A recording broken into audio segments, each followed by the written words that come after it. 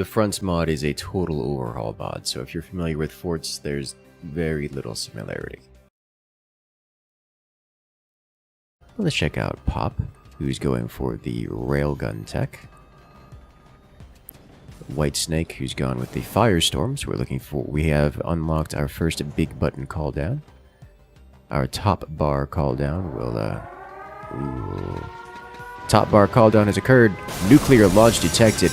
Massive damage. Pop has been all but entirely annihilated. His fort now blasted with radiation as POI suffers the Sky Laser. The railgun is probably the single most powerful weapon, shot for shot. Another ricochet rounds, splashing shrapnel upwards. Big hit. We have a new ability used, another top bar ability. This is an energy shield.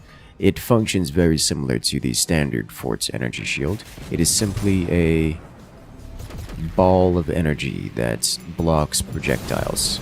As the space laser comes down once again, actually takes out Fun Games railguns. Those are not cheap. And we have the laser making an appearance again. Mirrors, like energy shields in standard forts, reflect lasers. However, mirrors are also cheap. Very cheap. They don't have an upkeep of energy or anything of that matter. Firestorm is active. And that's going to deal some damage. Oh, but the railgun penetrates. And the nuke lands. Oh, it's just all destruction. It's all just destruction all the way around. The lasers managed to destroy the bracing that was keeping the railguns out. The railguns managed to get dead center impact and just obliterate the entirety of POI's fort. But in exchange, the nuke lands, dealing massive damage. And now with an orbital laser follow-up, there's just almost nothing left of Snake's base here. It's just so much damage. Oh, is that gonna do it? Oh, surely that does it, right? Yeah. The Snake is gone, as we have orbital lasers coming in from everyone.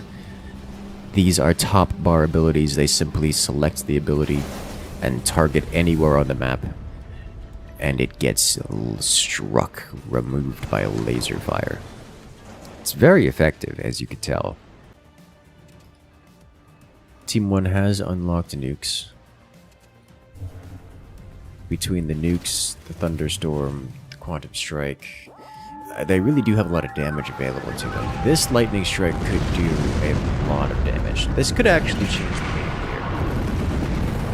Because Team 2 is not prepared for the Lightning Strike.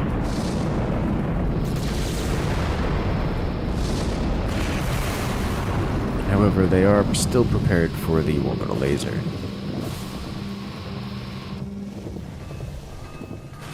Some notable damage, but honestly, Red Team here's got more than enough space and money available. Energy shield. Nuclear missile has been launched. That will destroy the glass. And that glass might... Ooh. Penetration, and that does it. Another nuke lands, and that sends Pop's core into the abyss. And that, ladies and gentlemen, will do it. All the top bar abilities at once, simply too much for Team 1 to handle, and down they go. Uh-oh. Kaboom. Double kaboom. And player annihilated. So one of the abilities here for Team 2 is the Chrono Bomb. The Chrono Bomb places an explosive barrel anywhere that they want. They can select a location on the opponent's fort, and it just places an explosive bomb there. Now, the bomb has to be detonated in some sense in order to be via some method in order to be effective. But, as you can see, it is effective. Looks like Team 1 has expanded forward to connect to the cannon platform. It's quite effective at comboing with this bomb because you can simply target the bomb whenever it's placed.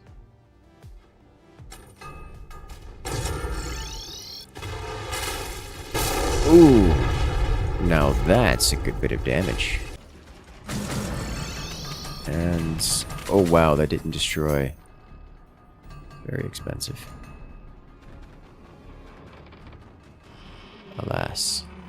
Bomb survives long enough to be defused. They're trying so hard to find a place to put that bomb, that explosive barrel. Oh, but the quantum strike happens. I believe the energy shield will stop it. The energy shield does stop it, but quantum strike is interesting. It fires a sniper shot to paint the target, and it highlights any and all targets near where the sniper shot landed. The other team can then select any object that has been selected by the sniper and destroy it. Including, but not limited to, additional bombs, which is, you know, kind of terrifying. Coming in at odd angles.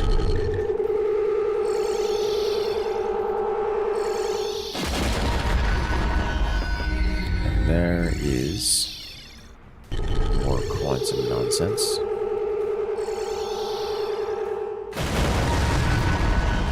Big hit, taking out a significant chunk of Team 1's power grid. That's expensive. Oh, that's gonna be devastating. Oh, is that it? That's it? Team 1 loses a core. Now, Team 1 did manage to produce a second core before losing their first one. I guess a third core before losing their second.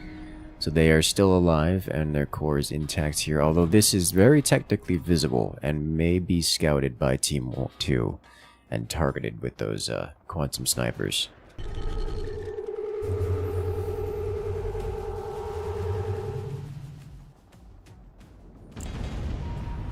You see some of those top bar abilities being thrown about. Simply dealing damage. Oh, that's just too much damage. You can't... It's too much damage. It's altogether too much damage. Oh, here comes the minigun rounds. I mean, it's a decent amount of damage output, but Team 1 here is really struggling. I mean, they've just unlocked the quantum strike of their own, so they can do the same kind of thing that Team 2 is doing, but they're just behind the times. Here comes more quantum activity. Huge hit.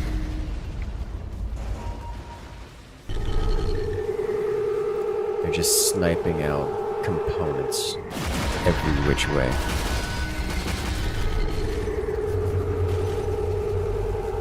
The shield does block the quantum strike, or at least the sniper. It's just they can fire so many more snipers. There's another one.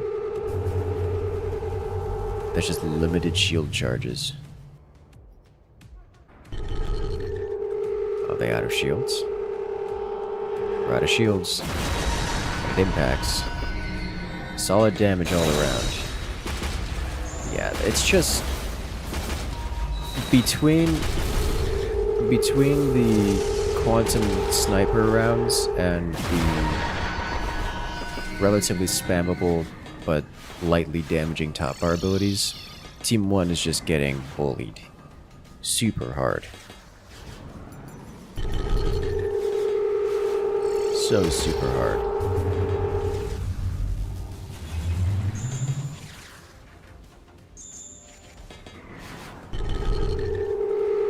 Do they have a shield, or is that... Nah, that's gonna get through. Detonate the bomb on top of it. Huge damage. So much damage. And a bomb has been placed. Oh, it's right next to the core. Oh, it's exposed. It's undefended. They can move the core in time, but... I mean... they're running out of places to run in. They can't hide anymore either. There's not enough places to hide. Oh, I don't think they can move the... Oh, they managed to move the core just in time. That was close.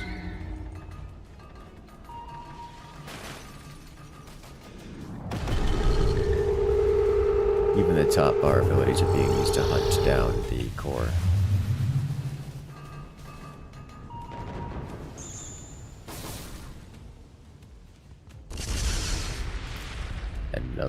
Another orbital sniper strike.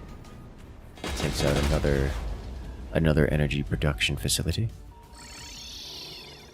They're trying so hard to place bombs around that core.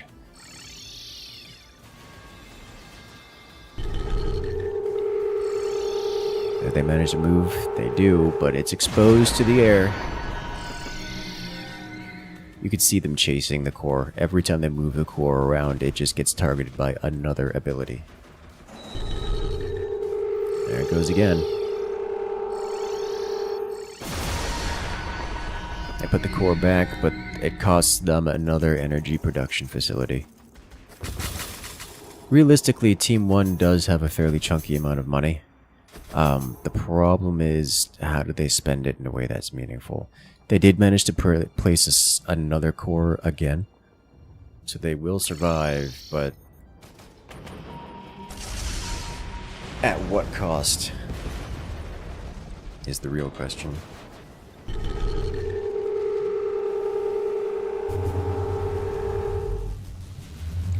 Oof.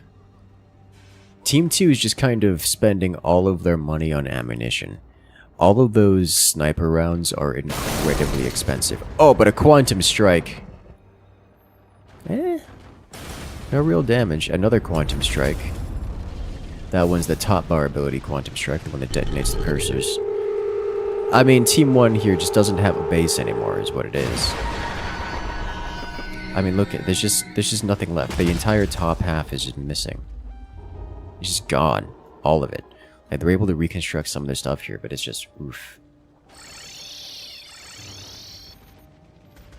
Just with every sniper shot incoming, there's just that much less available.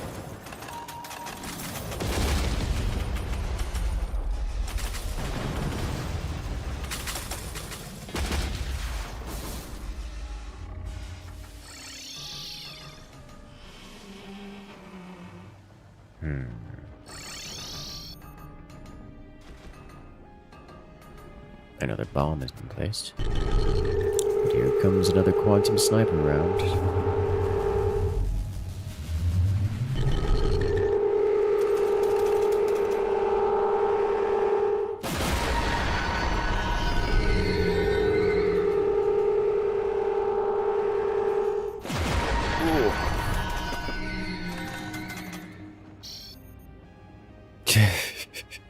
The bombs are just stacking. Like, there's just two of them. They're just sitting there. Good lord. Another explosive. Honestly, at this point, I would love to see some standard cannons coming out from Team 2 here. Just apply constant pressure in a way that doesn't require nuance. Just smash them.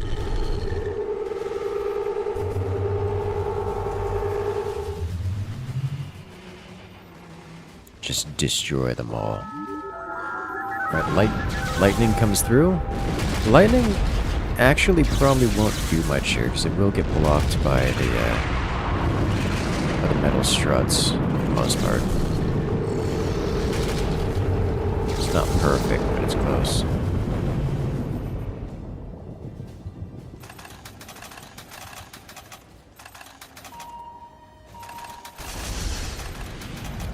Boom. More strikes. Ooh, but the core gets hit by the orbital sniper, which doesn't do much. Cores have like infinite HP in this, so they're incredibly difficult to destroy directly. Typically, you have to make them collapse onto the floor, or destroy the strut on them, or destroy their strut.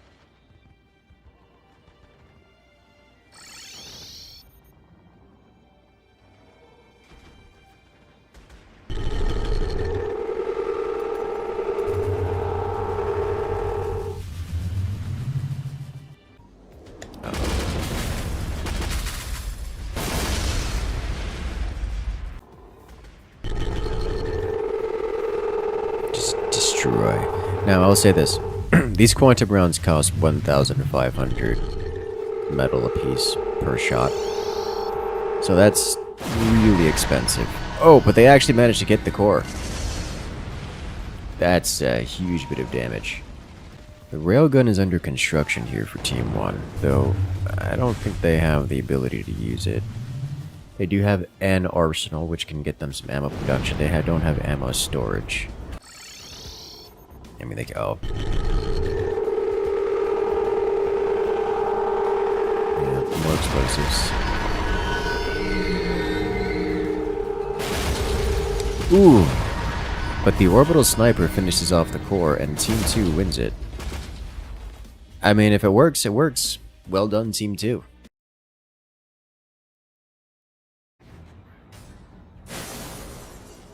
Oh, the cannon just slaps so hard. Laser online. Laser does a hefty chunk of damage. Someone's traumatized by Firebird orbitals. Yeah, I mean, so it would seem, but those can't come out before like the 10-minute mark, even with Firebird.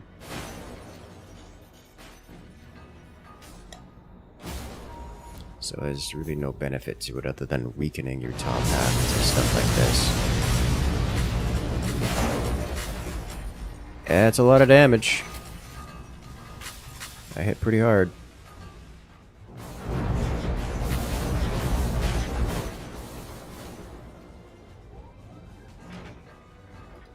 So something like they just straight up block cannon rounds and such. It's kind of a lot.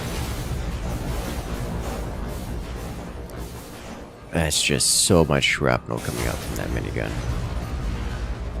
Once that minigun gets up tiered to something like explosive rounds, it's going to be intense, as the container keeps coming out to Vidronox benefits. It's a lot of money. Suddenly Vidronox got a lot of cash to go with it. There you see the elastic chains just straight up bouncing all those shots around. That is one of the strengths of the elastic barrier. Or just, you know, multiple cannons. Big hit. Doesn't actually penetrate all the way to the minigun, but that's still a nasty bit of damage.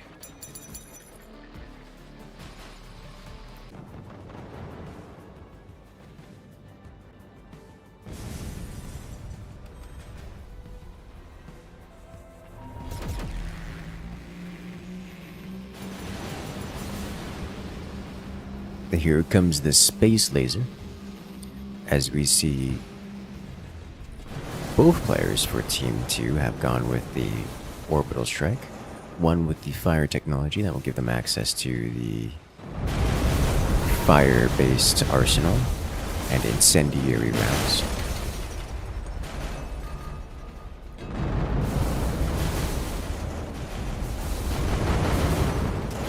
It's just so much. Oof.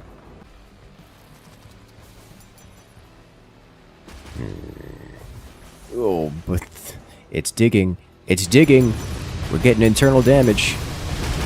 It's not quite a collapse, but it's rough.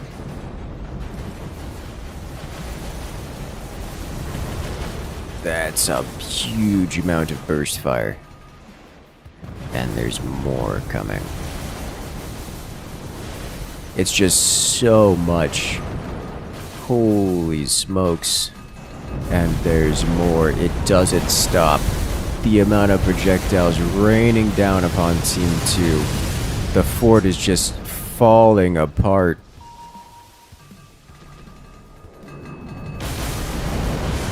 And chat, there's more.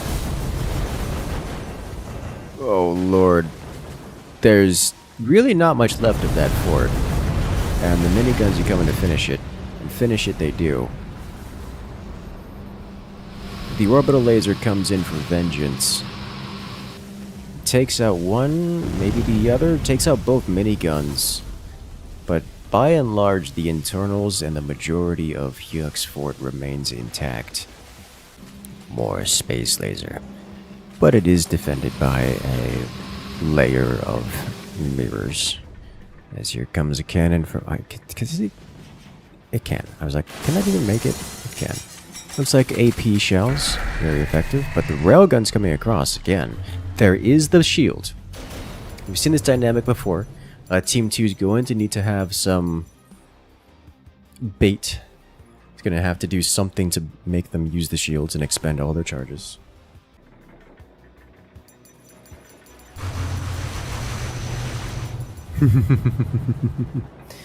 That energy shield coming out to block the minigun. It's like, ha, I saw what you did to my teammate. You're not allowed to do that to me again. Because that's crazy.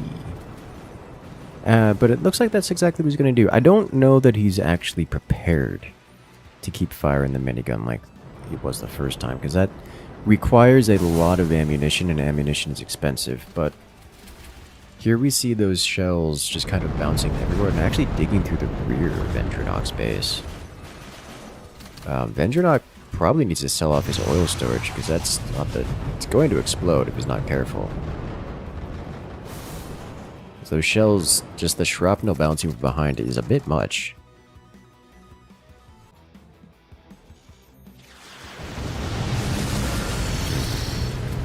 Oh, and there are the chrono rounds. Honestly, chrono rounds against Vendronok right now are incredibly powerful. Chrono rounds just gets better based on the armor it hits because it destroys any single thing that it hits. So if it hits expensive armor like this active armor that Vendronok is using, it's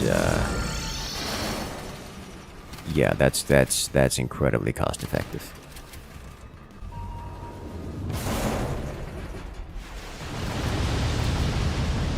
Incredibly cost effective. Oh, and a quantum strike eating the insides of Vendronok's base. Vendronok. And there's just more. There's just more projectiles coming in. Look, there's so many more. The space laser just... Oh, the space laser ignites the minigun rounds, making all that shrapnel just incendiary. But the orbital laser also actually takes out Hyuk's stuff, at least a lot of it. But there's just not enough fort left, and Vendronok goes down. Team 1 wins it off the back of an incredible bit of damage. Holy smokes, that's a lot. Looks like that quantum armor has come online. They're using the sniper and the minigun to suppress the anti-air.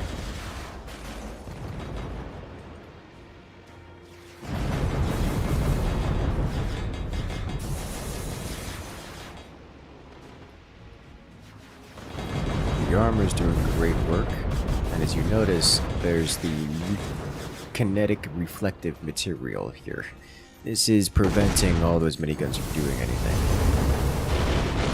You know, the quantum armor did its job and prevented any and all those rounds from going through, but it lost its support and fell apart because, well, all the shrapnel just came down and destroyed the supporting struts behind it, which is unfortunate and probably should have been considered, but that is so many rockets. That's so many rockets! Oh my lord, the damage is insane. Man's firing 4 rockets at a time.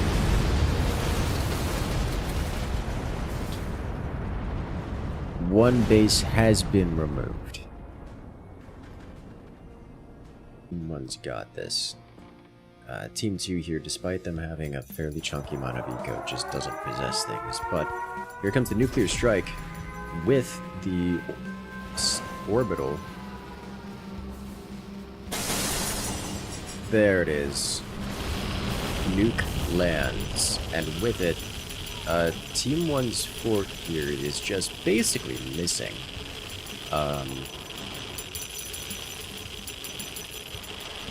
There is no repair bay present to remove the radiation. which means it's gonna be, yeah, just melting the fort here. At least until these repair bays come online. But it should be coming online here in a moment, so this fort will survive, but it's quite unhappy for the duration. Oh no. They don't have enough energy capacity to run with repair bays, but it looks like they're still getting moments of lucidity, of life between EMPs. So they'll clear it out eventually, but man, Team 1 here did not handle the nuke strike very well. Alright, the radiation has been cleared out, but good lord, is it rough. But here comes the next volley of missiles. There's nothing to stop them. Good lord. Oh, it's just all bad. This flak doesn't have ammo. It needs to be online right now. The next volley of rockets would be devastating. I say as if those two weren't already. Oof.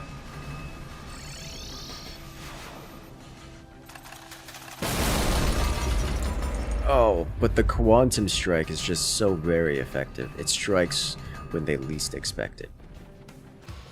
Here comes the laser for... The laser overdrew the power grid and shut everything down. That is unfortunate. Looks like Team 2 is purposefully building and detonating cores, presumably to build their own stress levels so they can fund their economy. As they're up to 20,000 money now. Yeah, they're doing it, but again.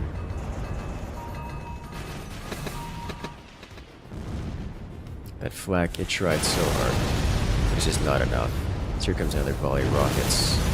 Rockets are not actually aimed particularly well, but with the amount of damage per rocket coming out, that's just unsustainable. And now that there's the quantum strike coming in, the quantum rounds coming in, does the nuke land? It does. Huge damage! Immediate obliteration and destruction of the entirety of Team 1's rearmost fort. Well, that's not good for Team 1. And all the glass has been shattered. Team 1 is panicking to get that glass back online, so the orbital missiles, or should I say the orbital lasers, don't come in to finish them off too. But oh boy. Thunderstorm. Is this the one? Could be. It's certainly potentially game ready. Yeah, there's one core. Team 2 sitting on 3 cores now. Well, 2 cores now. Another nuclear missile launched.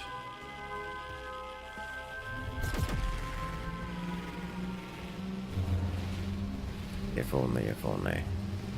Realistically, I think they wanted to land the nuke somewhere where, like, just guarantee that it lands. Like, even, like, all the way over here. Just so it shatters all the glass. And then you orbital strike using the orbital laser beam. It's like, otherwise, they're going to defend the nuke, like, consistently. Completely unsurprising. Comes another railgun. Massive damage. Just cleaving the top off of Team 2's fort. Another quantum strike. Just destroying all the internal section here. Just a lot of damage.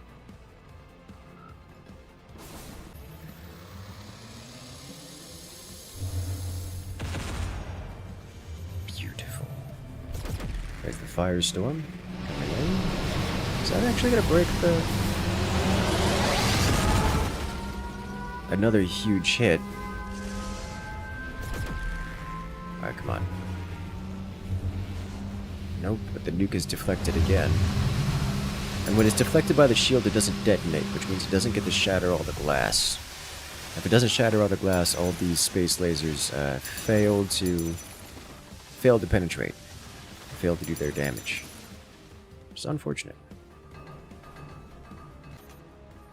I am curious about Team 2's strat. I think they are just going to be relying on orbital calldowns. It's worth noting that Team 2 does have the active ability reboost, which resets all their other active abilities.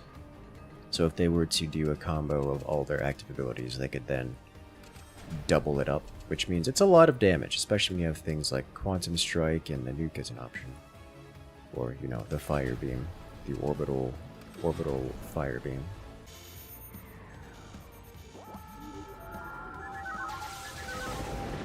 Here comes a lightning storm from the right hand.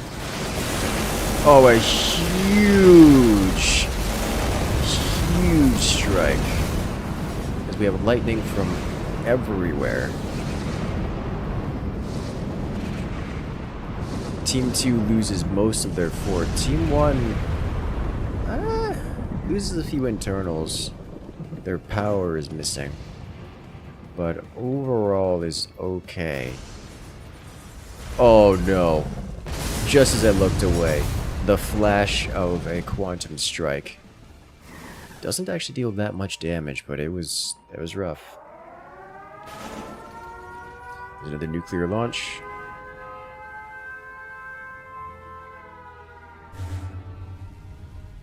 And that's the sound of it being defeated by an energy shield in the atmosphere.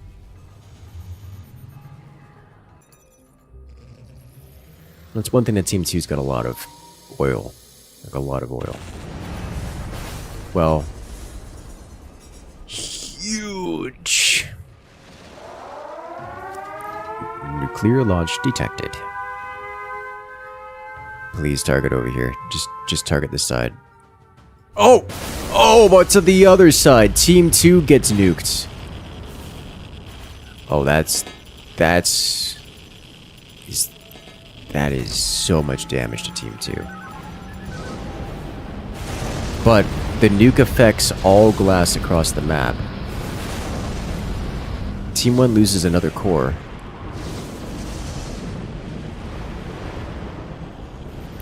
And most of the rest of their forts along the way. Whereas Team 2 just kind of tanks the nuke. Honestly, they were so chunky and their structure was so reinforced that they just kind of tanked it. I mean, it was painful for them, but they survived it. Team 1 now possessing all of the big button calldowns, just as Team 2 does.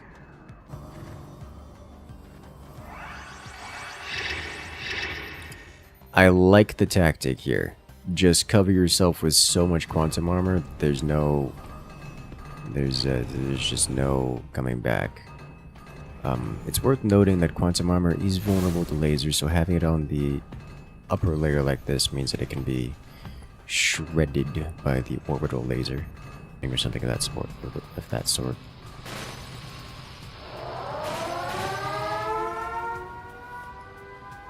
A quantum strike hits a laser system. Where nuke? Take it out. Looks like they were going to time it to the orbital laser, but the second nuke should be coming in from the same side down here. The 2 is caught. I would still love to see a nuke land on the hill, where the opponents are not expecting it, just to shatter all of the glass and let the orbital lasers do the real damage.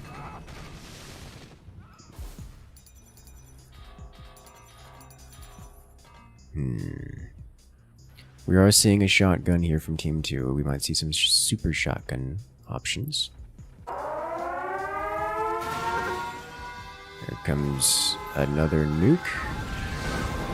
Thunderstorm.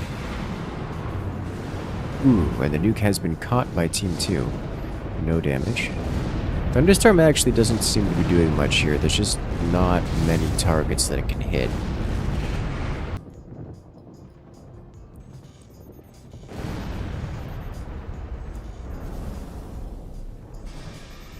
Sniper takes out the shotgun. The shotgun, the least expensive elements of the of the shotgun. God, they could make so much money off of this. We're gonna go from 6K to 42,000. Oh my god, they're so rich. They have so much money. Alright, well there's the super shotgun. It just destroyed basically the entirety of the fort here. And this orbital laser will finish off the core. So now all that's left for Team 1 is this. They're going to be making a lot of money off of it, but here comes another nuke in from the left side. They missed the defense. Do you have an orbital laser to finish them off? Do you have an orbital laser to finish them off? You can see the radiation just dissolving the rest of the fort here. This is an upgraded repair bay. It does the same thing as a regular repair bay, except massive fort-sized bubble. So if it comes online, so to say when it comes online, it will clear out all of this. However, the lack of power means it's delayed in coming on in construction. It will also be delayed in its effect. We see the nullifiers slurp up that missile. Here's the orbital coming in to take out this section of the fort, which is mostly just energy production. Which is kind of a big deal for Team 1 at the moment. Team 1 is struggling really hard. Honestly, that single super round from Team 2 is what did it. Is that it opened up Team 1 to being absolutely destroyed.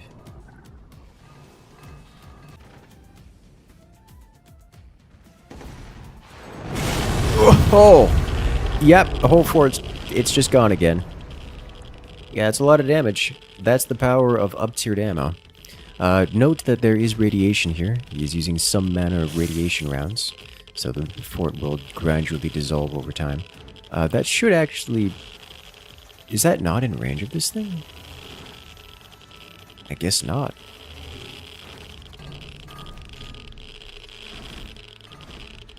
Looks like Team 1's focusing on defense for the time being. I don't blame them for that. I'm actually really surprised they didn't place this object up here.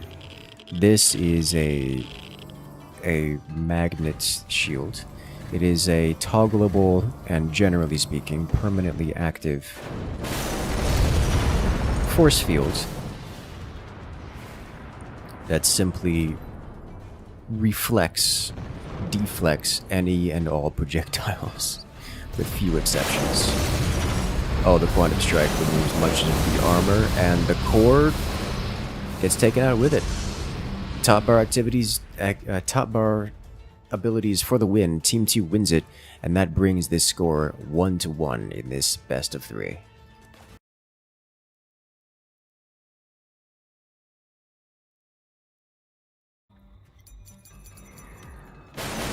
I was wrong. It belongs to POI. Why did the numbers mean nothing? Okay. Yeah, those shotguns deal a lot of damage. Looks like Road to 1 MMR is switching up to miniguns. Road to 1 MMR with the double shot. Doesn't mean that he gets extra minigun per minigun, and has now taken the cold acceleration for reload time, and once upgraded, these miniguns will no longer have to worry about overheating, which is a huge benefit to miniguns. A triple shotgun just blasting the front is incredible damage.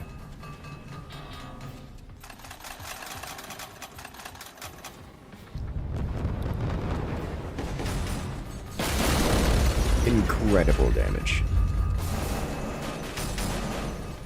The shotguns that you think are your favorite front weapon, understandable.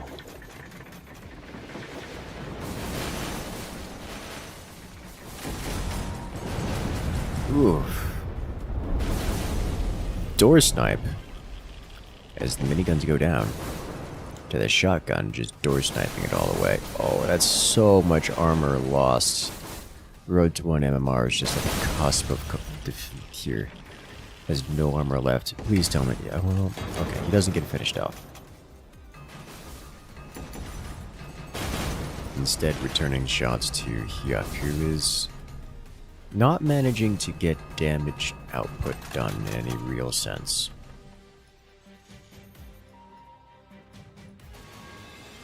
Two mines, or two derricks up top. Imagine those belong to one of the Team 1 players. Probably fun game. Comes another cannon round. Should make a video to explain fronts. I have! You can check it out on the channel right now. There is simply a lot going on, I understand. Yes, indeed. These belong to one of the Team 1 players. That looks like AP high explosive, which is a lot of damage output. Imagine if you got AP high explosive on the uranium rounds here, that would just be effective. Hyuk is just kind of falling apart here. This is the strategy, at least in concept, that I was expecting Team 2 to use. Just get things like constantly slapping with the cannons and rely on the uranium to keep the damage output trickling in. Helps calm you down? Ooh, well, that sounds exciting to me.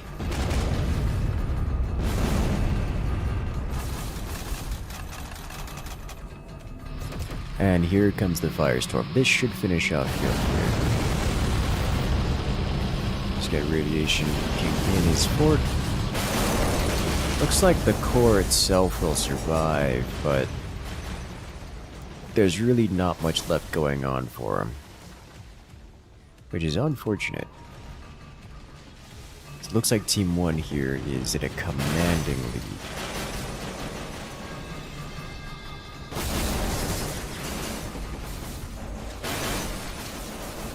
Oof. Those pinkish rounds are kinetic rounds. They don't deal much damage per shot, but they have a lot of impulse. So notice them knocking the fort around, and we have races that are being destroyed not from direct damage, but just because they're being ripped off of their connections. It's very effective, especially in dealing with larger forts or upper tier armors like quantum armor. You can't have armor if it's not connected to your fort anymore. Why do you sound like you've been infected with radiation? Whatever it is, it's been cleaned up. They also don't have any cooldowns, no top bar abilities, so we're not expecting to see any real comeback here from them. As the shotguns clear up Hyuk, leaving road to 1 MMR as the final remaining fort.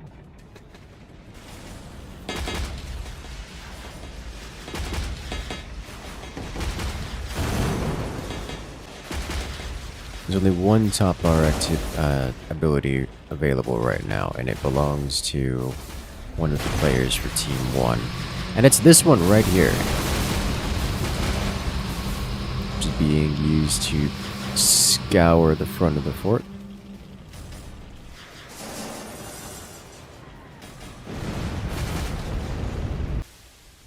No. Alright, that should eliminate, correct? Yes. This is an interesting little map here because it starts you out with this stuff. Somehow this is controlled despite not having any connection visible. It's probably got some map wizardry going around. We have these here which can be connected to, and these are containers which sell for 2,000 apiece. Looks like everyone's connecting to and selling them. You start with a pair of a cannon and a minigun for each. You walk into story time? Yes, you did. Welcome. Oh, but that is indeed an armor-piercing round. You can tell because it pierced the armor. The armor itself barely damaged, but everything behind it very damaged. Yuck got a little greedy with their weapon placement. For the moment, Nubik's got some decent economy. He's got some decent money. He's banked up to about 3,000 metal, but we're going to be watching as that income drops. For things like these supply points, which generates metal income, that can be quite an extreme factor because it is an alternative form of economy and a quite powerful one. And that is a high explosive cannon round that penetrated and just kind of broke everything. Alright, POI didn't have... Oh, wow. POI is suddenly rich. To 8,000 money, that's a lot of money. More oil derricks. Double shot cannons. Looks like standard AP, just digging through. And now shotgun and shotgun violence, but the standard rounds simply don't penetrate the armor. Ooh. But the kinetic rounds.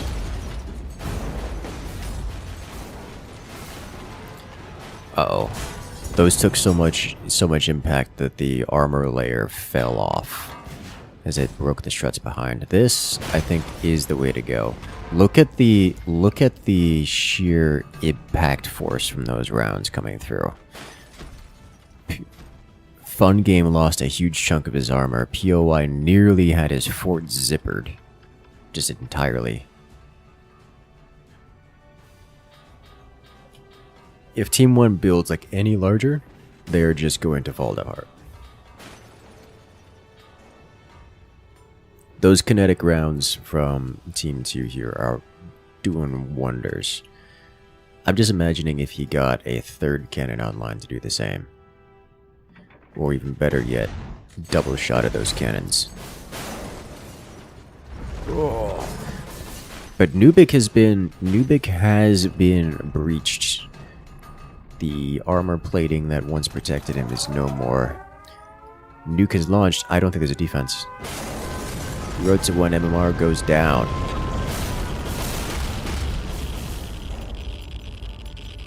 Team 1 reaches the nuclear strike first, but Team 2 also has it. And just like that, Team 1 Fun Game goes down.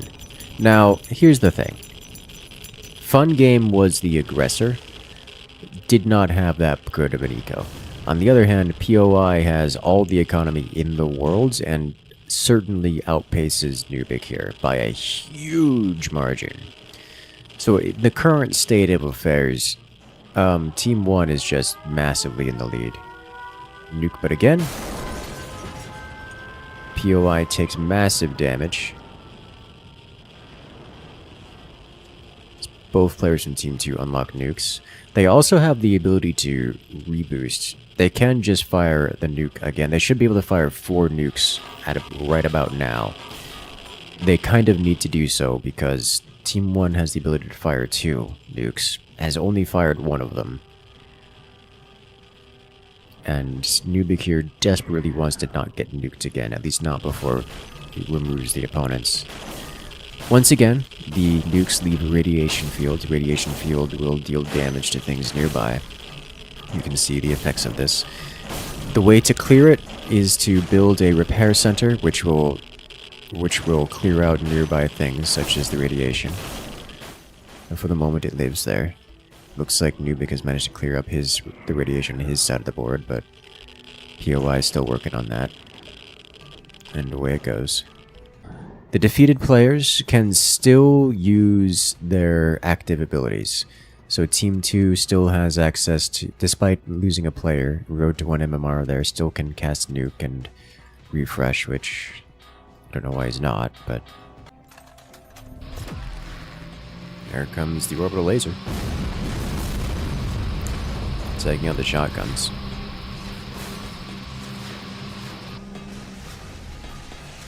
Unfortunate for Red Team, because those will not be easy to replace at all.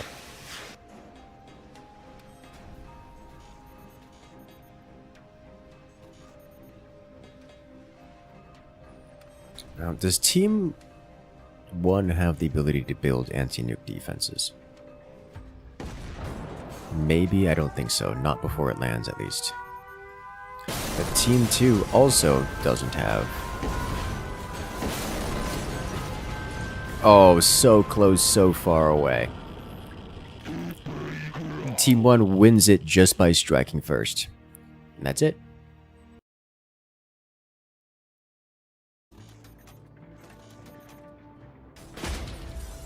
There we see those kinetic rounds landing.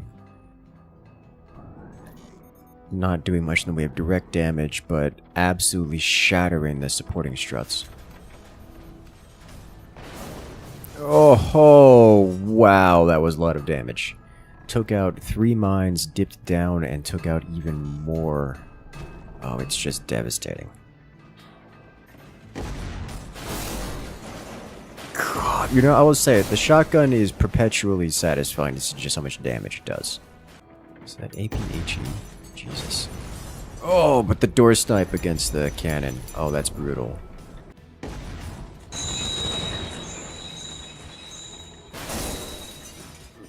But man, those cannon shells are just dropping in from on high.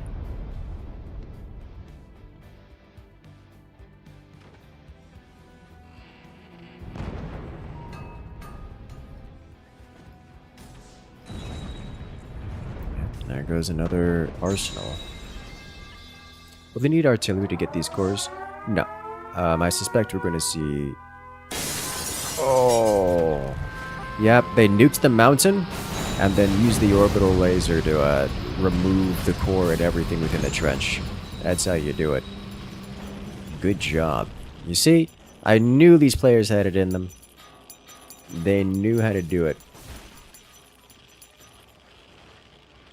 Pop is the last player remaining for Team 2, and they don't have any real power, but now you've got incendiary shotguns, or should I say shotguns ignited by the fire beam.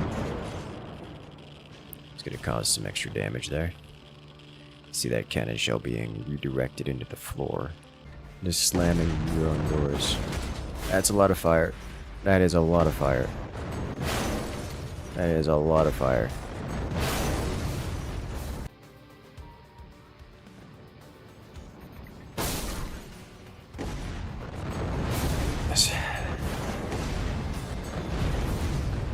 Honestly, I think that magnet hurt more than it helped, because it redirected some of those shots to the bottom. Problem is, he's got a whole line of energy shields, not energy shields, but mirrors there, so all of this simply isn't going to penetrate the core. This, on the other hand, could do some damage.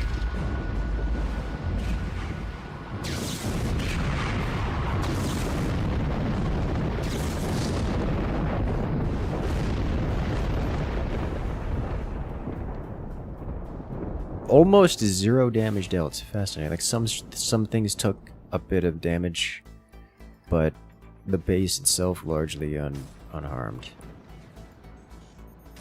Now we're back to Pop here, who is at +0 metal income, by the way.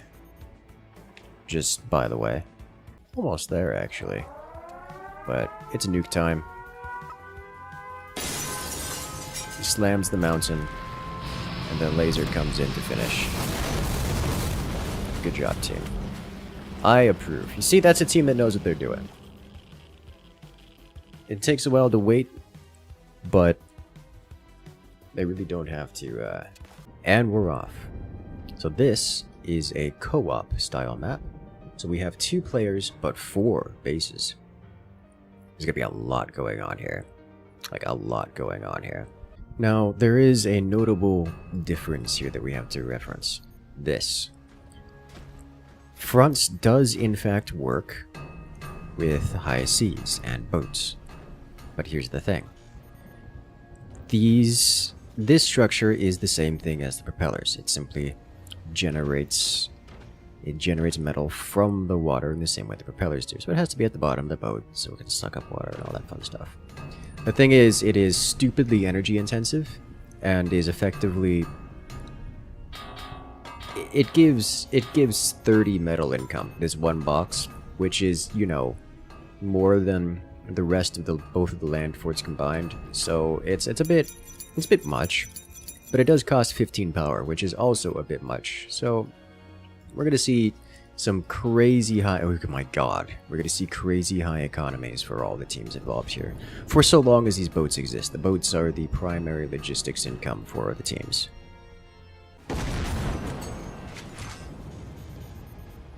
Yeah, that first forwardmost boat here is struggling. I'm surprised that cannon shell didn't take it out.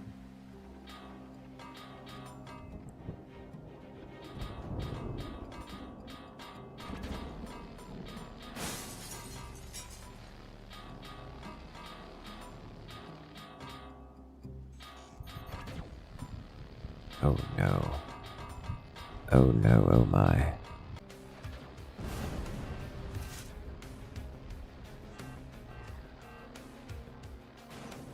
And there goes the core. Looks like it's going to take out the eco boat with it. That said, there's no more energy production, so I think Team 2 is just kind of letting it happen. Yeah. It's going for a swim, guys. Oh, that's funny. Kaboom. And there's one down. Only one boat remains before we go. You can do it, guys. Now there's the fire shotgun. There we go. Americanized deep sea oil rigs. Yes. Yes. Offshore oil rigs. Yes.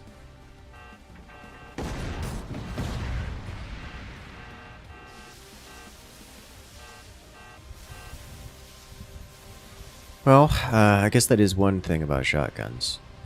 Or weapons in general. Like, you gotta do more damage than that. Like, the cores are just face tanking. Yep, there's the impulse rounds. Just crunching the fort. There's the space laser. That ought to do it. And it does. Complete with the nuclear finish. Because shattering every glass window on the map is just part of the fun.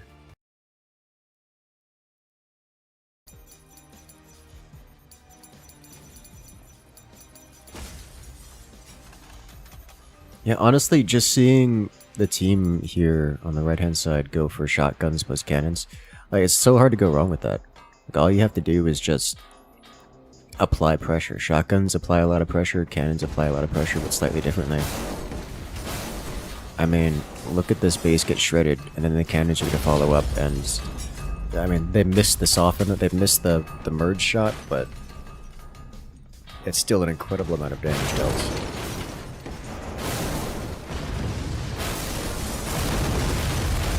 There it is. Just apply the pressure, it works. It just works.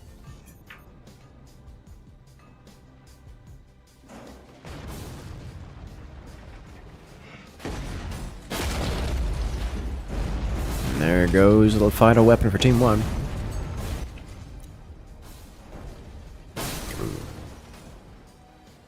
It's, I think, despite all the economy and all the options to defend themselves, I think Team 1 here is not long for this world. Yeah, I mean, seriously, it's just even the laser comes out on top. Like, it's beautiful. This is exactly the kind of thing that I do like almost every single round during the during our live streams of this, and it just works. It just works. At least have it slap all that economy away. There it goes. Live stream tomorrow? I'll be streaming the rest of this tournament tomorrow. Team 2, on the other hand, is one player going for maximum eco, one player going for, now has kinetic arsenal stuff, which would be funny. They're still using AP, which, I mean, it's incredibly effective. Ooh hoo hoo. You can tell they're used... Oh, oh dear. Yeah, that's pretty fast. The fast doors are strong. Uh-oh. That's even more cannons. And they penetrated. Well, remember what I was saying, you know, that bottom layer is vulnerable to the shotguns because it didn't have armor on it? Well, the bottom layer fell apart because there's no armor on it. And now there's nothing stopping the shotguns from going through. And through they will go.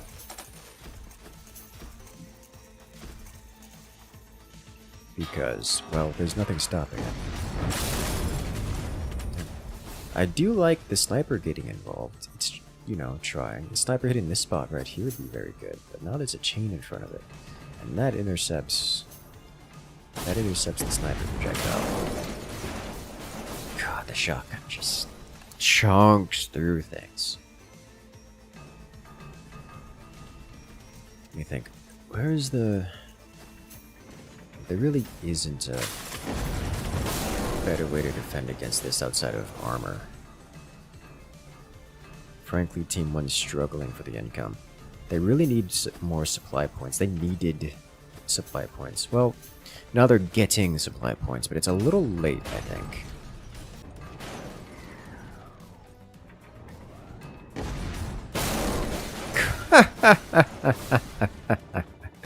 It just popped like the whole front of the fort out of existence by crunching it. It's a huge hit. There goes the oil tank. With the oil tank goes Team 1's, well, most of their base. Laser. Now, both players for Team 2 are currently immune to the orbital laser, but the quantum strike is always a threat. Well, there goes the shotgun.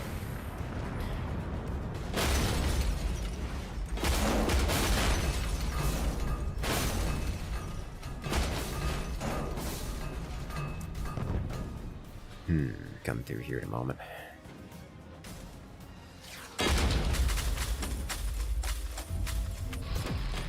There's the laser and the nuke. And that's it! I did it! Cleared!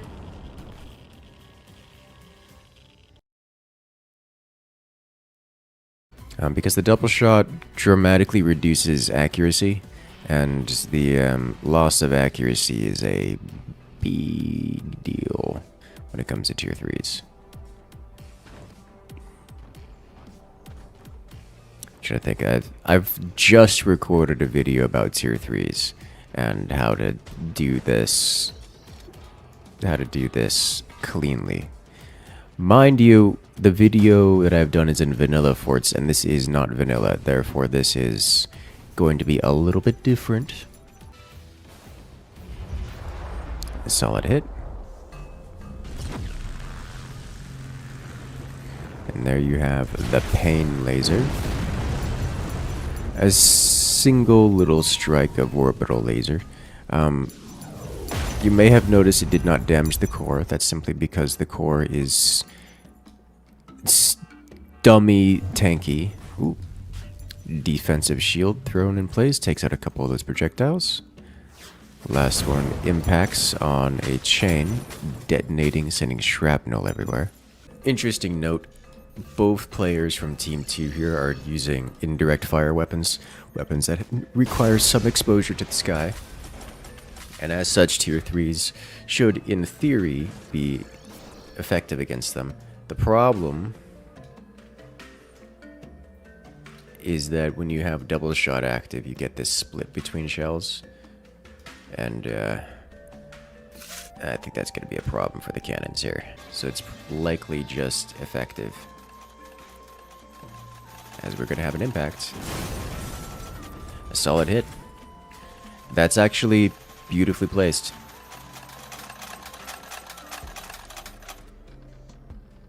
And it just works. Alright, now we have double shot active on these. So we're going to have a lot of artillery shells flying through the sky. Especially not on forts this wide. But that's AP ammo coming through it, it would seem. actually penetrating the armor and getting some damage in. There's just enough bracing, just enough armor defenses around everything to prevent those AP rounds from critting out and destroying all the things, but did that miss? That just missed.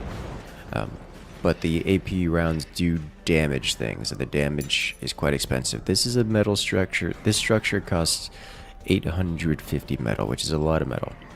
Someone else has... Oh, look at the digging on those shots. A huge hit.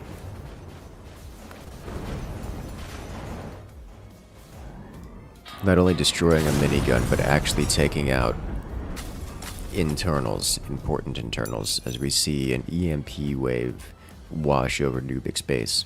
This happens when the player runs out of energy, runs out of their supply cap there.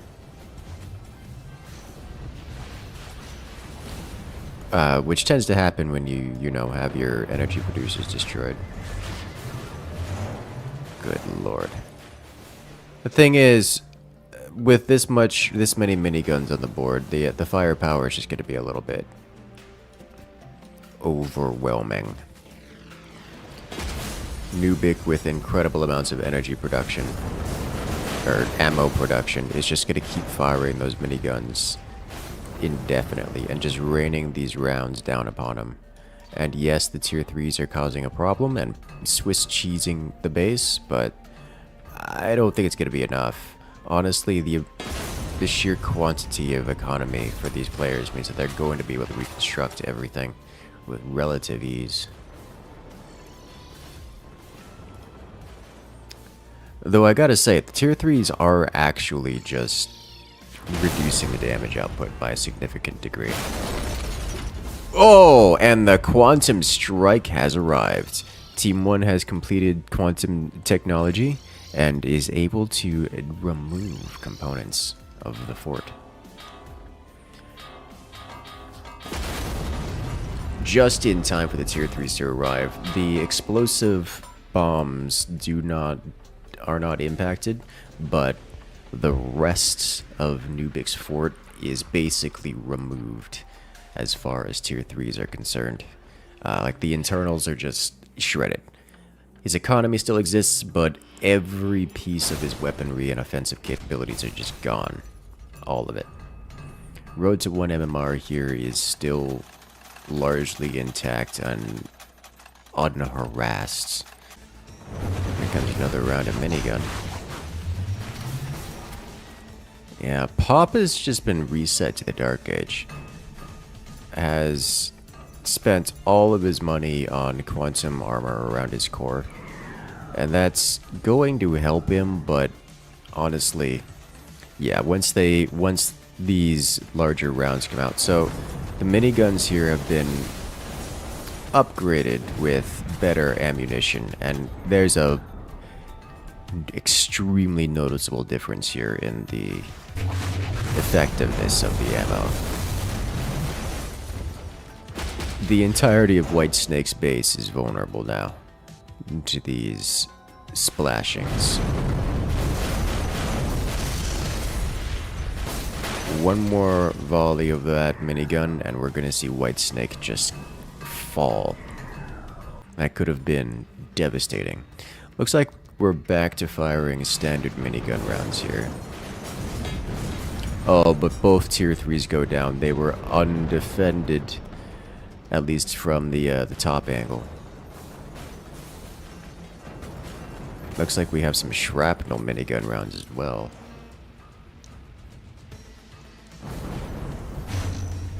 Honestly, without those tier 3s, Team 1 just has nothing.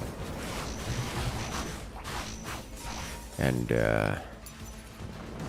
Team 1 having nothing, I think Team 2 here is just going to run away with it. I mean, just comparing the economic power of Team 2. Road to 1 MMR's sitting at 55,000 metal, Nubix at 11,000. Pop, for reference, the player here who is struggling, is down at 2,500 metal.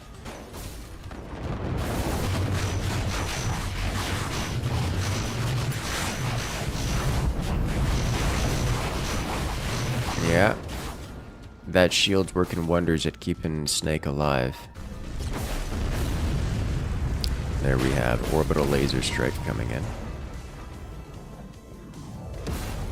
And there it is. Pop loses a core. Kind of surprised he didn't lose both cores there, but I'd say that'd get him some stress, which it does. But that's not particularly meaningful at this stage because he doesn't have any supply points to take advantage of the economic gains. On the other hand, Snake is being disassembled rapidly.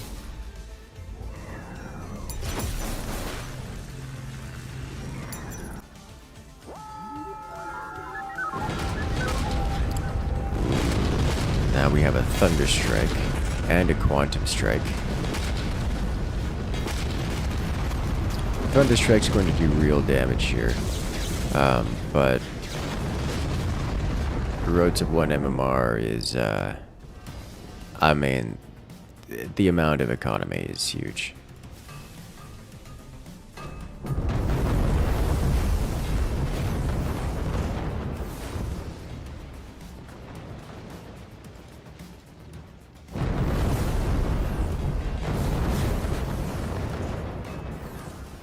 Okay.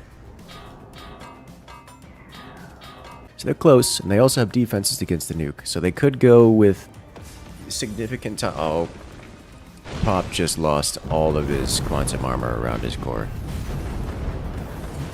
That's, what do you like to call bad?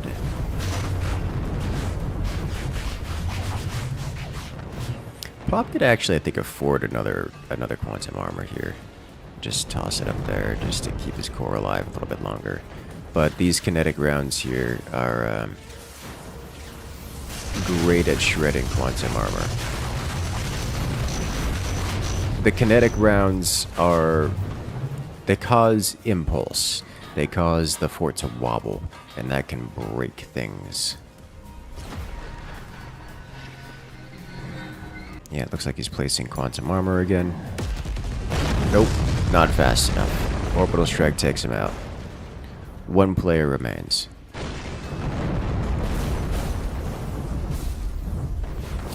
That's just the shells. They just come in from on high, doing so much damage.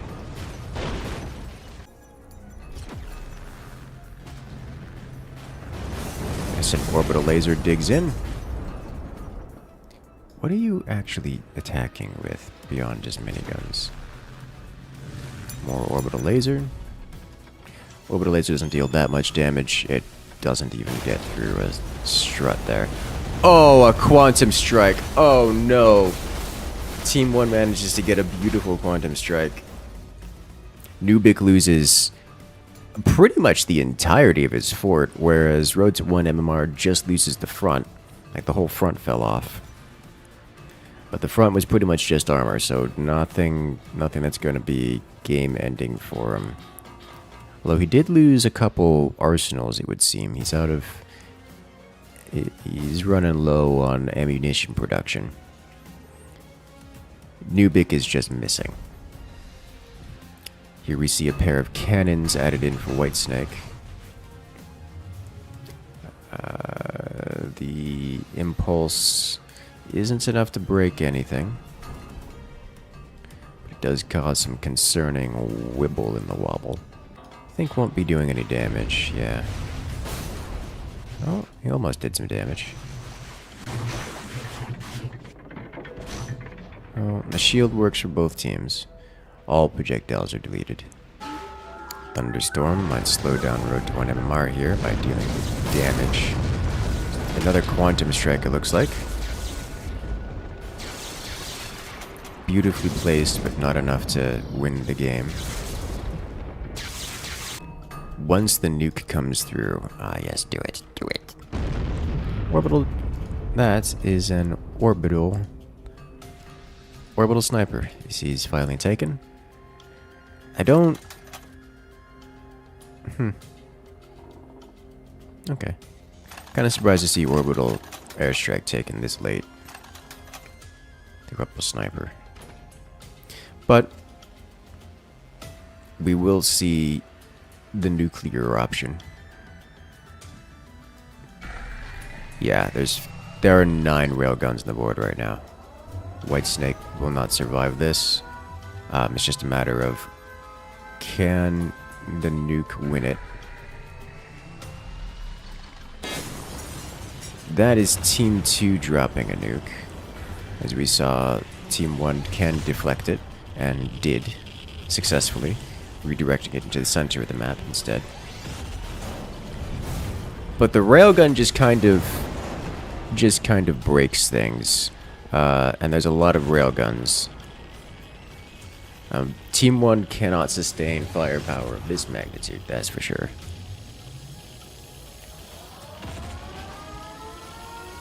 Here comes a nuke. This one sounds like it's against Team 1. Nope, here we go. Team 2 has no defenses against this. Massive damage. Nubik goes down, or rather his fort is reduced to a pile of cinder. All that is left is a singular core and a tiny amount of... Oh, please. Please do it. Orbital precision strike. You got this. Orbital sniper. Orbital sniper. I believe in you. As those railguns are picking apart White Snake's base, or at least what's left of it.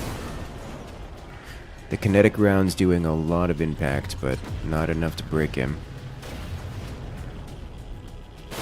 And there it is. Orbital Sniper comes in, removes Nubik. Only 1 player remains for Team 2. And frankly, Team 1 still has a second nuke option available. So that's going to be pretty intense. But frankly, the Team 1 player just is getting picked apart by all of this airstrike, all of this railguns. I think this nuke just does it, doesn't it? Huge damage.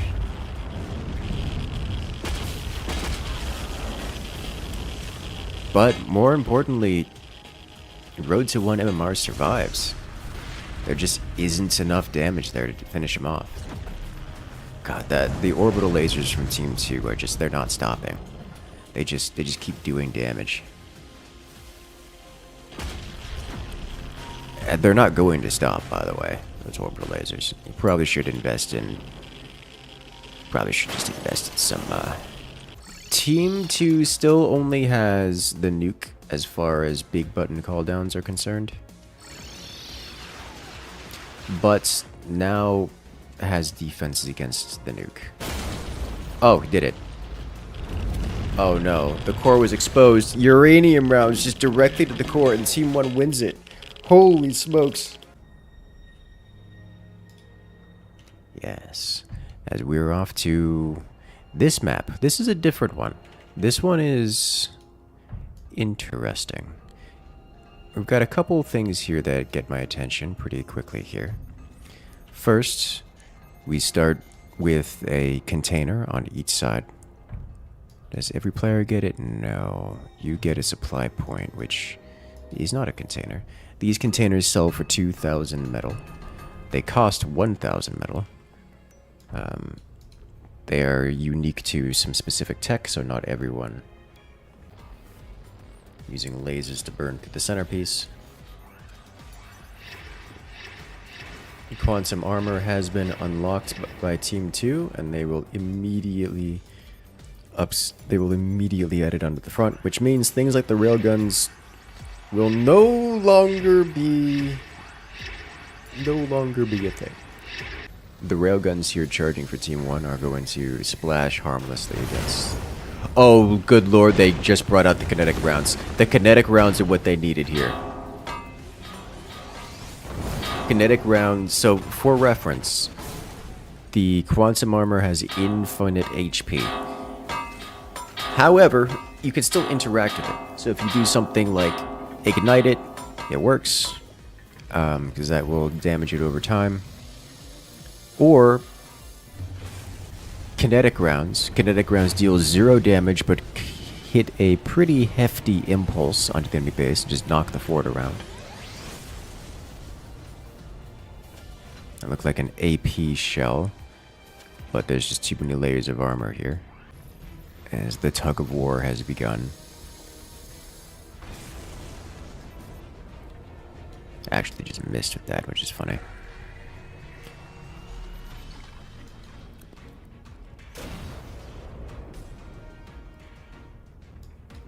The super plastic wars have begun. So it is actually possible to end this game in one team's favor or another. Oh, does he get it? He does. Team 2 is officially winning the tug of war battle. Getting themselves a bit of connection up there. And they've placed a core here, which means even when this gets disconnected, it's going to remain a red team. So now blue's gonna have to do something about this, which they can. That can absolutely be done. There it is. They just have to drop something explosive on it, such as another core, which they should be able to afford, which they can afford. Team... No, that doesn't work. You can't... It specifically says in the description of the oil box, of the oil storage, it doesn't explode. You can't do that. You have to drop something inherently explosive, such as... What happened there? Alright. Oh, ricochet rounds. A core is a great example of something you could drop. Like, blue team really needs to ramp up their oil production so they can start dropping all of the explosives. All of them. That's a huge hit. Tug of war time. So here's the thing. If one team gets over all the way to the enemy base, they can just drop cores onto the foundations and break everything. And then it just wins. They just win. That's one of the win conditions of this game. Tug of war. Tug of war is just a win condition. Now, another win condition is using kinetic rounds to impulse the enemy forts out of existence. That requires a lot of kinetic rounds, but can be done.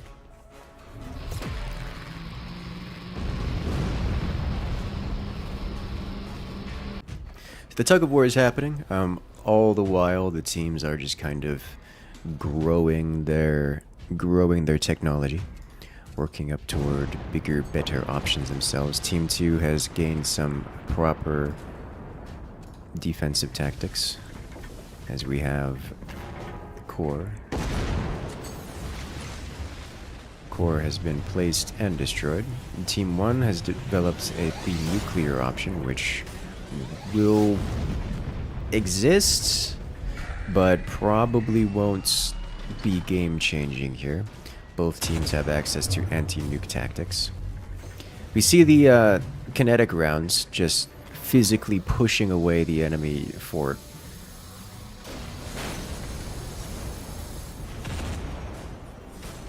Doing some good work there. But I don't know how this has happened, but something has happened here. Team 1 has lost the entirety of their rear fort, which is not what I expected to see. I'm gonna put Team 2 at a significant advantage here, as the rear fort was most of their economy. Yeah, it's just gone. All of it's gone. Alright, well, Team 1's still sitting at literally max metal, at sandbox infinite metal levels of eco in their reserves. So they're not in immediate danger of being wiped out or anything, but oh no. Team 2 has won they've managed to win the tug of war. Nuclear launch detected. Oh, and it's undefended. It goes undefended. That snuck through. Huge hit. Team 2 takes a massive impact. and also a quantum strike. Team 1 just using the top bar abilities, and I mean, it's doing a lot of damage.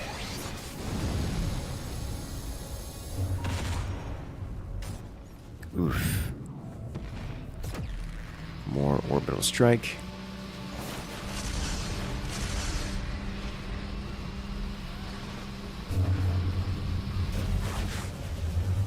Problem solved. That could have been bad. Every time one of those railgun rounds gets across, it's potential for game-ending amounts of damage just because it causes ripples of stress across the fort and crunching of bracing. Oh, Thunderstorm. Oh, this is going to deal incredible damage to Team 1 here. Let's say as if Team 1 has anything left.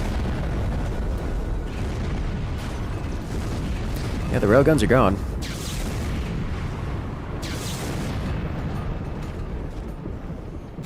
This won't be lethal. It should be a good amount of damage. Reconnect. Do it. Connect. Do. Oh, that was so close. That was so close. Red team almost physically capturing the entirety of Blue's fort. Just a second too slow. Just placed a shotgun. Alright. No, no, why are you like this? Why are you like... Okay, yes, yes! Do it!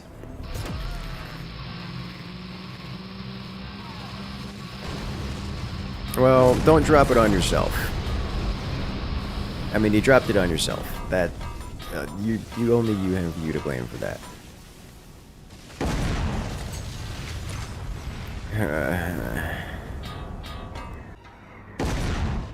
Yeah. Kinetic rounds. Nuclear launch detected. And it's deflected.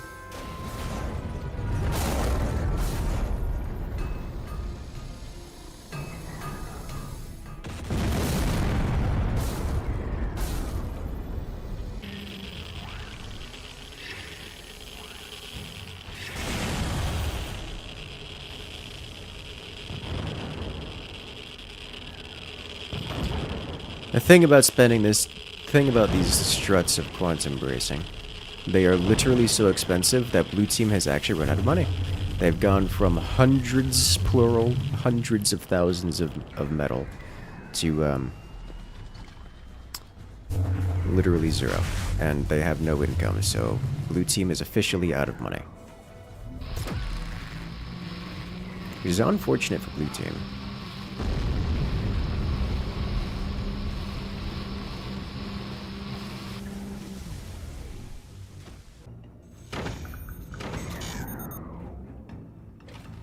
You have energy production again. Hey, Blue Team has finally decided to fix their energy production just in time for a thunderstorm to come in. Lightning strike, targeted lightning strikes to come through and destroy everything. You'll love to see it. Yeah, I mean, there's a couple of things here that can take damage, like these ammo boxes. That could be annoying. But Red Team here isn't in any real danger of damage from the lightning. Quantum Strike, on the other hand, that could do some damage. It missed and only took out a singular oil derrick. I genuinely didn't know you could build quantum stress this large. If you could build quantum stress this large, you could build the world's most immovable. Oh yeah, the chrono rounds just unmaking it all. Do it. Do it. Perfect. Chrono rounds. The hard counter. Finally. Finally they're digging through. And the nuke is defeated again.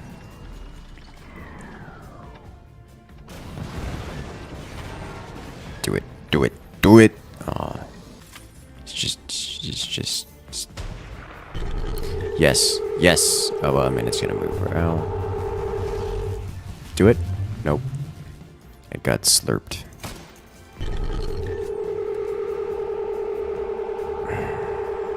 Are they gonna let it happen? I think they just let it happen. They're like, nah. Well, Team 2 wins it. So that's wild. The White Snake player here is alive for the moment.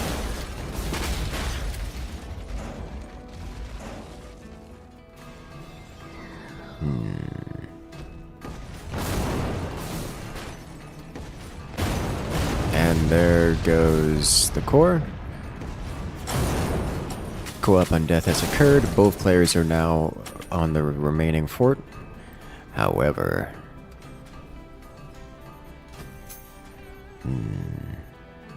Here you were getting ready to have you read the Ozymandias poem. Guess you would save those points for more time now. I mean, why not both?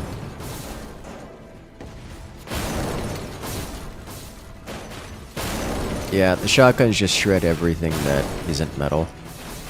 And the cannon just penetrates vulnerable spots that have been opened up by the shotgun.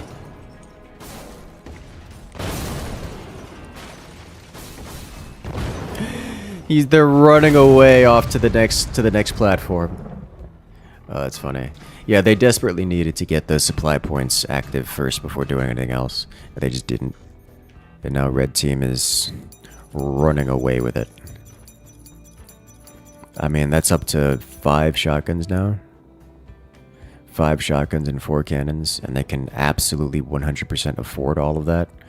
They have so much ammo production here. I mean, realistically, blue team doesn't have the money to survive even half of that firepower.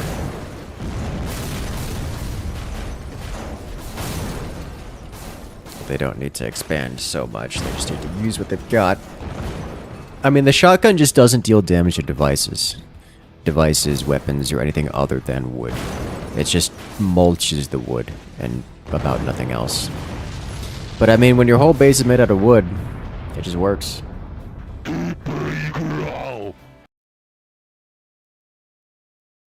But right now, we're off to round 1 in what is, I think, going to be the best match so far. The best matchup, where it is Armadillo versus Armadillo.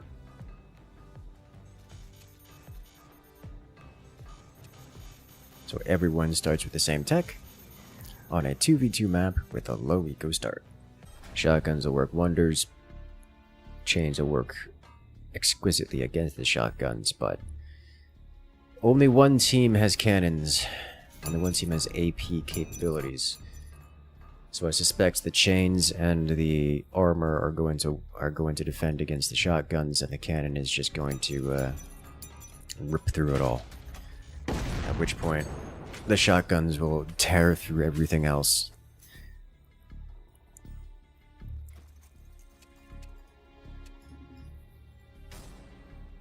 It begins. Surprise! All those chains just pull them through. I was about to point out that I liked the fancy chain setup this guy had, because he had some, internal cross-bracing style chains, which was kind of cool. Like, it was really cool and looked really very effective, this kind of thing. But none of that doesn't do anything against AP cannons. Yeah, that's another nasty hit. On this side, these guys just have layers of metal, and the shotguns are not going to break through this. They're not even going to break through the chains, let alone the, I mean, they might break through the chains, but they're not going to break through the chains and the armor, that's for sure. I mean, look at that. Just the splash damage from the shotguns is enough to break this background bracing here, but the armor barely took any damage at all. It's like, here's 10% damage. On the other side, however, yeah, that just punched through all those chains. Mind you, there's now enough armor on the team to defend against the cannon, so it is unlikely that the cannon or the shotguns will be doing any real damage. The next step in aggression involves escalation, which I believe looks like cannons with high explosive rounds.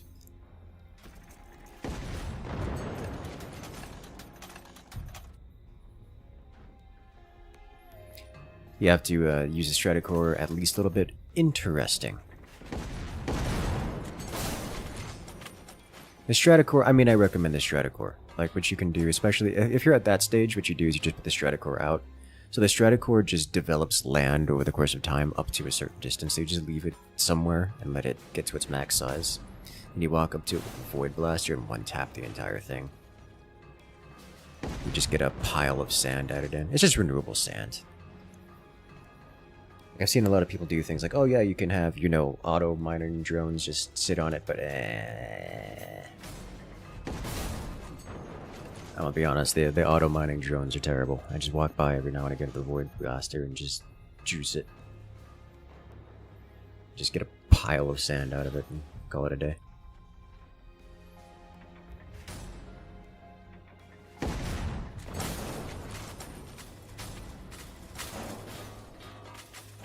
I mean, still, the shotguns are a threat, but unlike the previous opponents, these guys are defending with metal, so it's not a... The shotguns are a threat, but they're not a real threat. The cannons, on the other hand, are still threatening.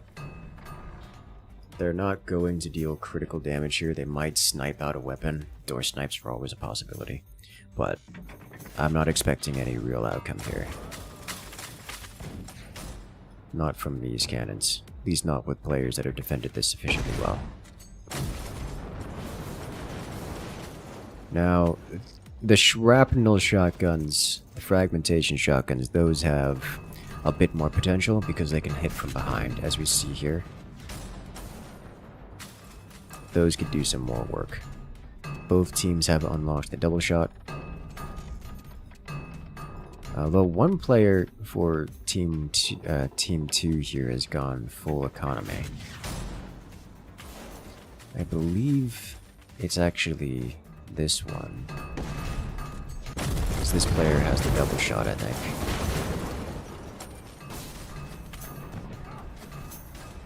So yeah, if it goes cooldown, that'd be efficient.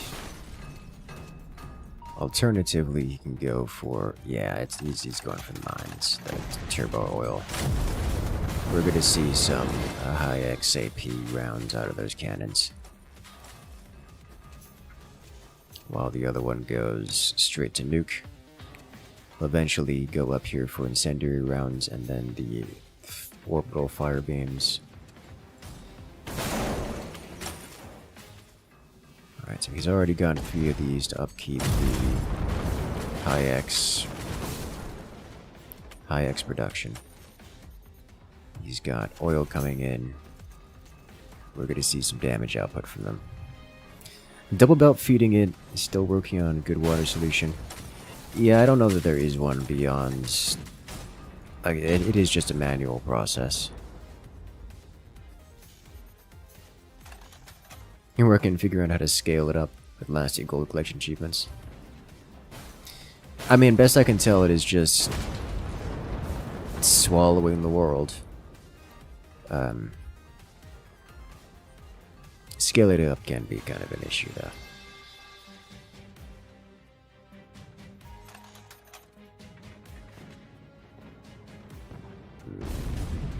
There's our first high X shells. I don't think it. That wasn't a high AP high X, I think. That's just explosive. Ooh, yeah, well, the shotgun does chunk through the wooden structure pretty well. Okay, now I think we're seeing explosive high X, or explosive AP.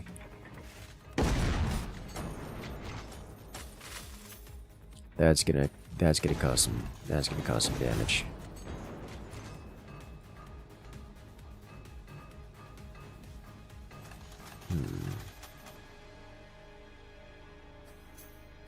Using it as a bumper to automate your red sand void plume production. The drones, you know, honestly, the drones might be a bit more reasonable for the void boom automation stuff, but then again, the void boom automation doesn't need to be automated. It's kind of a one-time thing.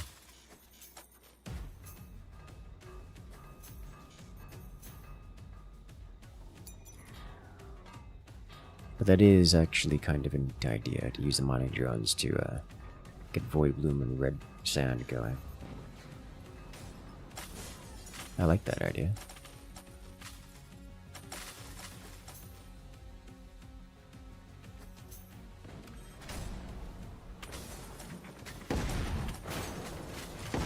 Kaboom.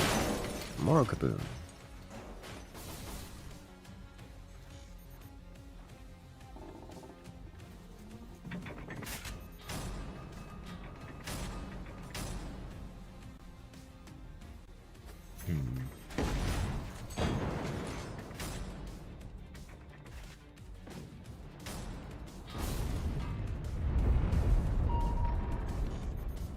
Solid hits. We have a fresh mine added in. POI.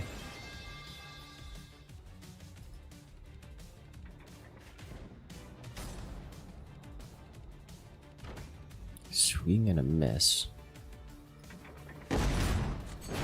Oh, but kinetic shotgun rounds. Team 2 is breached. That'll do it. The kinetic rounds just kind of cause snappage. It's gonna happen again.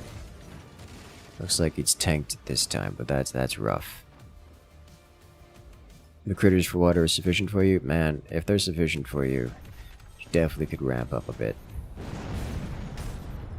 I can tell you, my setups there's not enough creatures in the world spawn to handle the water production, the water throughput I wield for my factories. Like it is not nearly enough.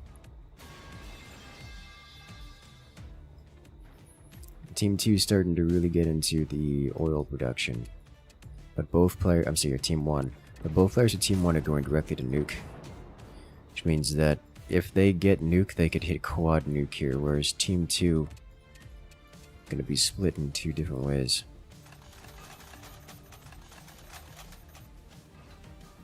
It really is at this point, I think, just a waiting game for the top bar abilities.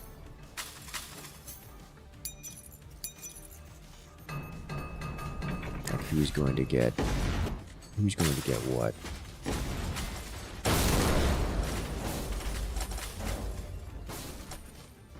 Oh dear, oh my.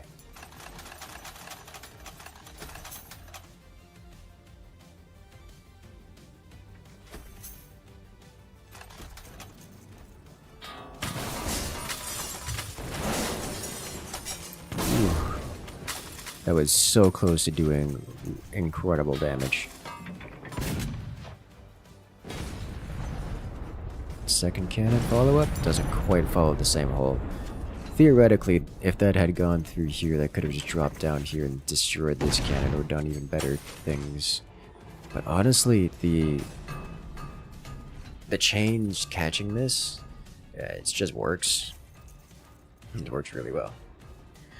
I think at this point it's a waiting game for the nukes. Firestorm comes up first.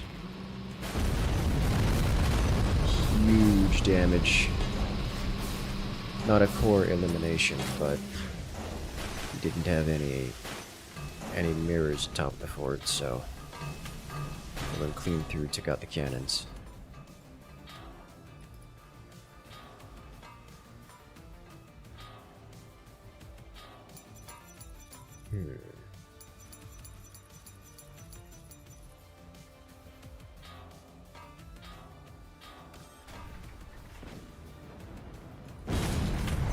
Off we go.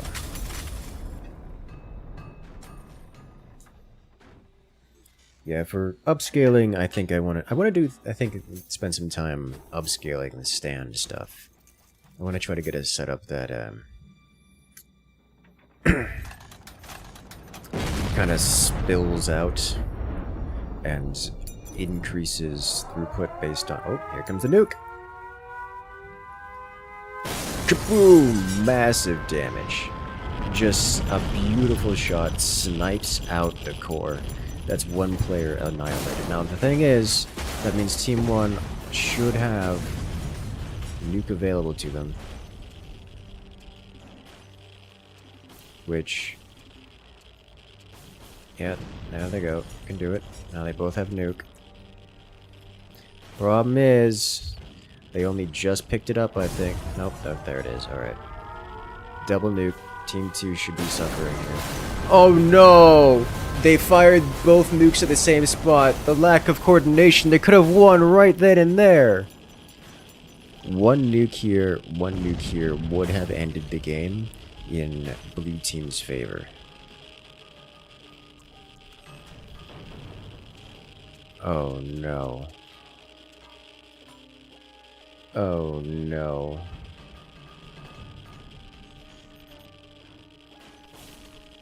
Well.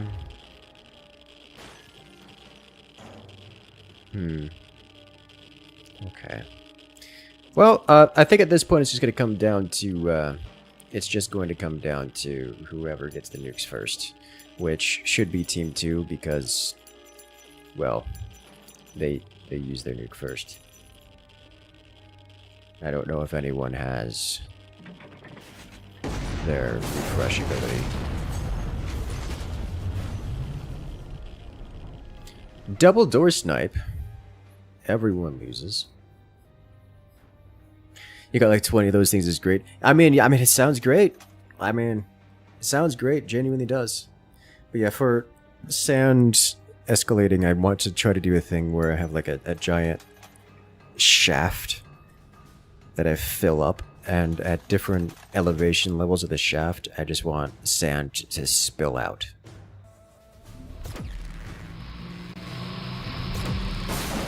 There's the double laser. I'm gonna be honest, I think that was strictly to break the oil. Wasn't actually trying to break anything else there.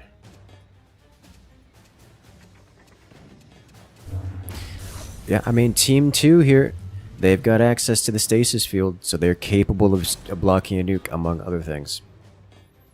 Team 2's got this. Even if Team 1 drops a nuke, Team 2 can stop it, can intercept it. Team 1 does not have the ability to intercept a nuke, and there's going to be one here landing momentarily. Well, the next minute or so, at least.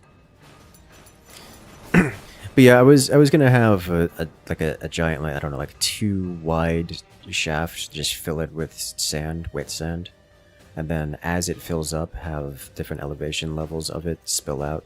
Like the bottom level, we just have a conveyor belt, but I don't know, like 3 blocks higher, you have, let's go maybe like 3 or 4 blocks higher, you have another conveyor belt just off the side, so if the sand fills up to that second layer, it will spill out into the second conveyor belt. Have like 3 of those running. Just have 3 running in parallel. It'll be a while till it, manifolds up, but eventually it'll go through. That kind of deal. Anything you do against the nuke? Yeah, against the nuke there are ways to defend against it, but almost all of them require technology. For example, Team 2 has this, one of the players has the stasis shield ability.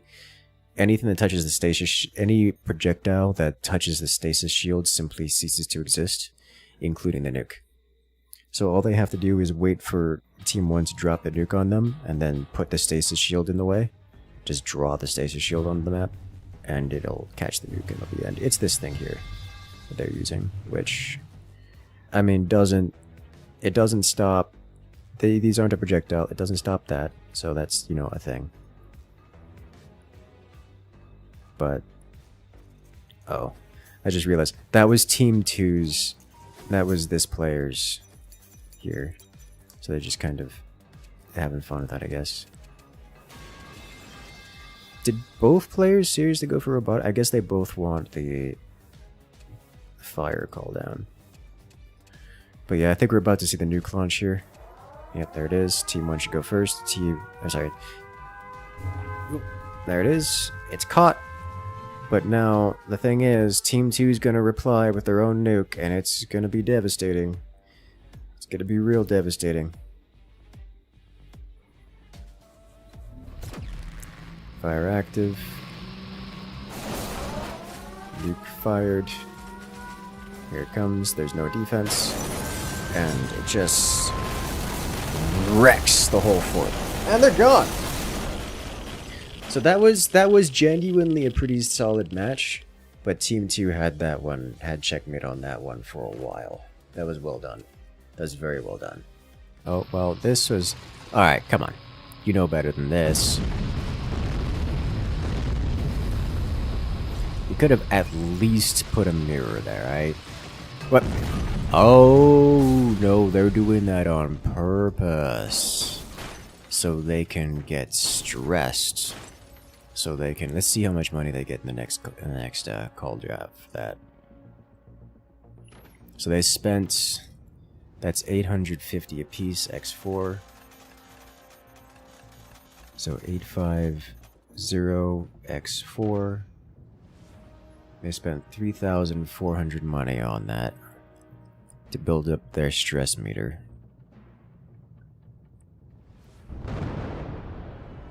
And they got about 6,000 out of that. So they basically doubled their investment. No longer receiving assistance from the enemy and taking damage. Team 1 is now shooting their own core to get the same effect. But this time with twice the laser. Like, ha, I can shoot my core faster than you.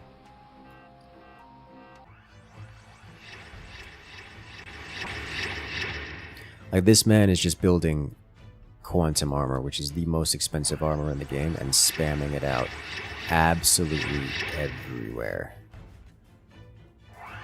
Which is wild. A truly wild thing to do. Alright, Blue, what's your plan? More defensive tech, I swear. Why are you like this? Oh. Oh, that actually hit over here. In theory, you could probably use... That went through the wall. In theory, that could probably be used to snipe out the core. Do it. Yes. Yes. Solid hit. Does he go up to max money? Yep.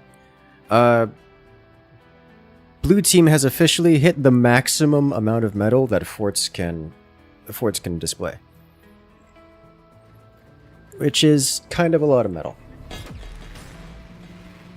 Kind of a whole lot of metal.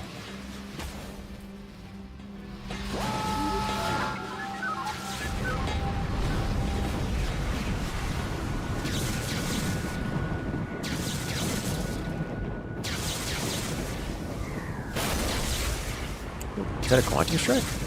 Quantum strike. Did some damage. For the first time, it wasn't a miss. It does actually unpower Team 1, just like as a concept. Oh. That could have been way worse.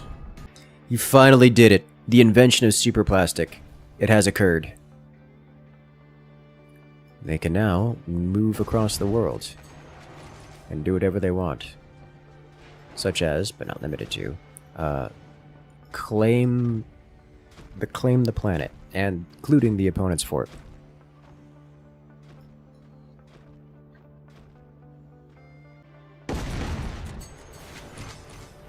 Oh, oh, oh! Yeah, the kinetic rounds are doing work. The blue player is actually going to need to re-armor all of this up with some better armor. Or the quantum armor is better at handling it. Gah! You ran out of power right there, sir. But yeah, now that this player is going super plastic, they can actually prevent re-expansion and re-defense. So any and all progress made, this player can just force them back until he's completely bottlenecked. There you go. Now, the thing is, those don't... Alright, so, alright. You didn't read the description. Those do not explode when they are neutral.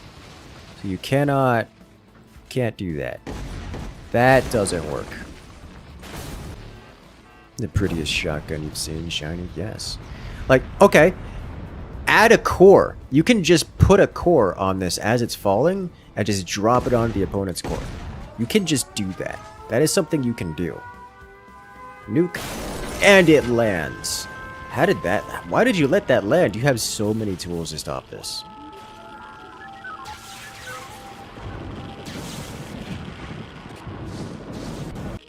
You can do it. I believe in you. He's chatting. He's begging for mercy. But mercy is not here. Misses the shot. Wasn't there something like a kinetic armor defending against kinetic rounds? Yes. I don't know if any player, I don't know if Blue Team has that. They do. Wait, no, that's the wrong player. They do not. Though they can get in pretty quick here. Oh, Jesus Christ. Those kinetic rounds are so hard that they ripped this thing off of its foundations. Oh! Got it with the quad-jump strike. Nice. Massive damage. It actually penetrated through and took out all of the energy reduction here. I'm surprised the core survived, but that's... Oh. Oh no. That's it.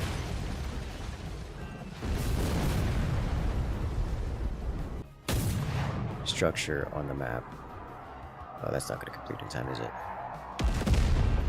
Didn't, but the cannon was also not upgraded enough to deal enough damage. Still convinced Blue desperately needed this energy technology so they could get double energy, and then just have infinite material to expand across the world. Nuclear launch detected. Massive impact.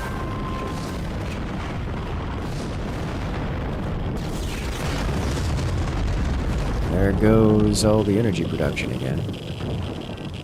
Core survives, still remains at 98%. But the radiation's gonna cost... The man finally gets energy production tech. After, with less than 4 minutes left, finally gets the eco tech he needs to actually sustain. But this does double his energy production, so he went from being at woefully underpowered to being at exactly the same power he had prior to the loss of his energy node.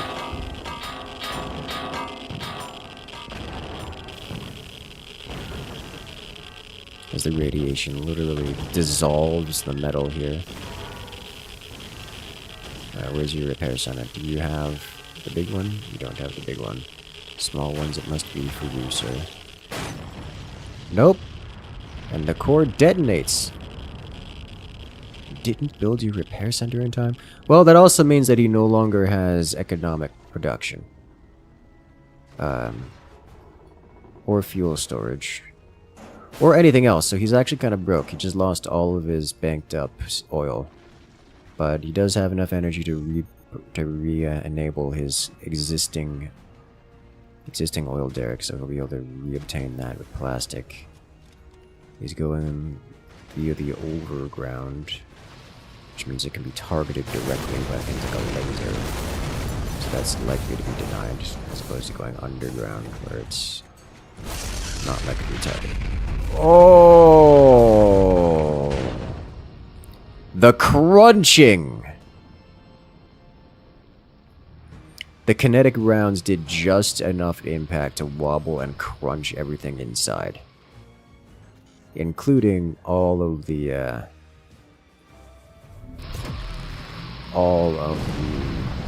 power generators. You need a queen-sized bed at this point? Understandable. You know, the red player is not going to have enough time to get into super plastic.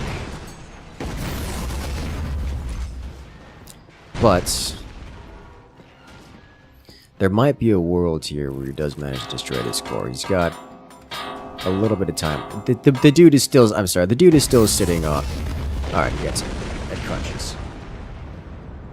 The kinetic arsenal just punches through things. Holy smokes.